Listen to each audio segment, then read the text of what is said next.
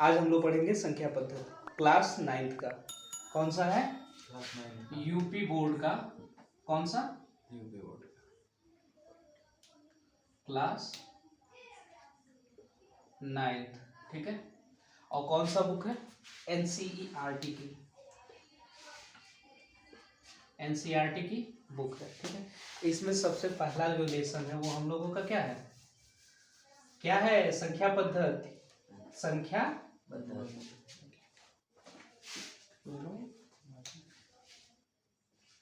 अब देखो, इसको इंग्लिश में क्या कहते हैं? संख्या को इंग्लिश में क्या कहते हैं? नंबर। क्या कहते हैं? नंबर। और पद्धति को सिस्टम,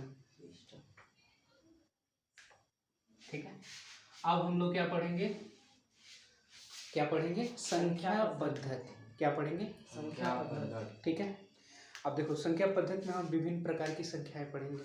संख्या माने का अंक, संख्या माने अंक। अंक भी कई तरह के होते हैं। अंक में जैसे संख्याएं बोला जाता है, संख्याओं के भी कई प्रकार है। क्या है? कई प्रकार है। जैसे पहला पढ़ने लगा प्राकृतिक संख्याएं। कौन सी? प्राकृतिक या प्राकृत संख्याएं। कौन से? प्राकृत। Natural number. अब देखो, इसकी परिभाषा हम लिखवाएंगे नहीं, तुम लोग को बताएंगे। प्राकृतिक संख्याएं किसे कहते हैं? प्राकृतिक संख्याएं किसे कहते हैं? तो जो भी संख्याएं गिनी जा सके, तो जो भी संख्या गिनी जा सके उसे क्या कहते हैं? प्राकृतिक संख्या कहते हैं। अब गिनी जा सकने वाली संख्या जैसे बताओ। 1 2 3 4 5 6 7 ऊपर अनंत तक चलते जाओ, गिनते जाओ, वो खत्म नहीं होगा। तुम खत्म हो जाओगे लेकिन गिनती खत्म नहीं होगी, ठीक है। तो अब इसमें क्या तुमने सीखा? गिनी जा सकने वाली संख्या को। जो नहीं गिना जा सकता है वो कौन सी संख्या है? जीरो। गिना ही नहीं जा सकता भाई। जीरो की वैल्यू क्या है? अगर अकेले जीरो पड़ा हुआ है, इसकी वैल्यू क्या है? जीरो ही है। लेकिन अगर इसके बगल में एक पड़ गया तब क्या हो गया? 10 हो गया। तो अकेले पड़ा है तो इस जीरो की कोई वैल्यू नहीं है। इसे गिना नहीं जा सकता, गिना नहीं जा सकता। तो इसीलिए कह रहा है प्राकृतिक संख्या किसे कहेंगे? वे संख्याएं जो क्या हो? गिनी जा सके।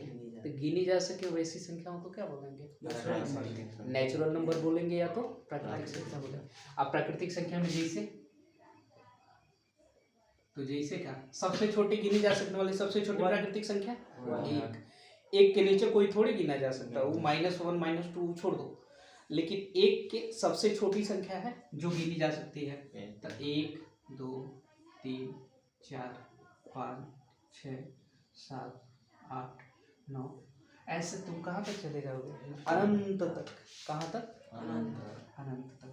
तो जो भी संख्याएं गिनी जा सकती हैं, जैसे 1 2 3 4 5 9, एक गिनल जा सकेला, अंगुरी पर गिन सकेला कि नहीं? गिन सकेला। तो जो भी संख्याएं गिनी जा सकती हैं उन्हीं संख्याओं को क्या बोलते हैं? प्राकृतिक संख्याएं या प्राकृत संख्याएं या नेचुरल नंबर। समझ में आ गया? ठीक है। अब इसे इरेज करें। तो पहला हमारा क्या था? प्राकृतिक संख्या या नेचुरल नंबर, ठीक है। ठीक है। अब उसके बाद हम पढ़ेंगे पूर्ण संख्या। कौन सा? पूर्ण संख्या। पूर्ण संख्या को अंग्रेजी में क्या कहते हैं? Whole number. WHOLNUMBER,